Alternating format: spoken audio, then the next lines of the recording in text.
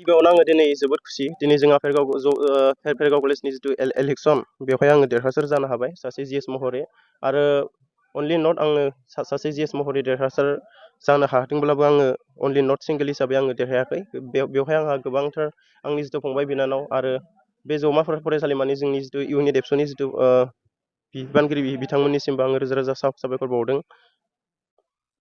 आङो फैबाय थानाय समाव जाहाथे भेरगाव जौमा फरायसालिमानि मोनफ्रोमबो बिथिङाव जाहाथे मोजां रोखोमै खामानि मावनो हायो आं बेखौ जेब्लायबो मिजिंथिदों आरो इयुननि समावबो आङो जाहाथे स्टुडेन्टफोरनि जायखिजाया प्रब्लेमखौ जाहाथे आं सल्भ खालामनानै होनो हायो जाहाथे जोंनि फरायसालिया मोनसे गोजौ लेभेलसिम जाहाथे मोजां रोखोमै थांबाय थायो आं बेखौ हास्थायगोन जेब्लायबो आरो आङो भेरगाव जौमा सासे भेरगाव कलेजनि सासे जिएस हिसाबै जाहाथे देग्लाय बोसोराव जिथु इलेक्सन हिसाबै आङो गेलेनायाव देरहासारखौ मोननो हादों।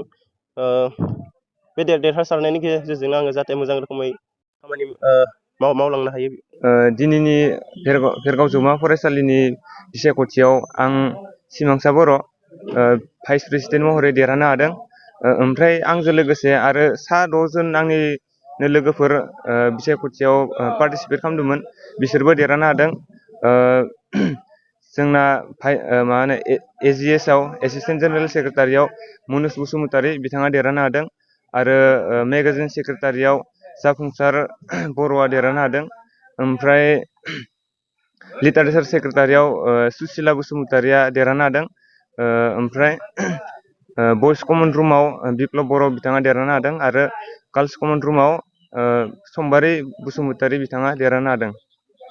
जोङो जयैनो गासैखौबो जोंजों लोगोसे देरहाफानाय आरो जोंजों पार्टिसिपेट खालामफानानै जाय बिथांमोना जेनबाय बिसोरखौबो जोङो लाफानानै जोंनि भेरगाव कलेजनि गासै बिथिङावबो खामानि मावगोन जिहेथुबा नै कलेजनिनो जोङो मोजाङै साननानै मावगोन जाहाथे गासैबो मोजाङै सोलिलांजोबो। बेखिना बिथिङाव जों मावगोन आरो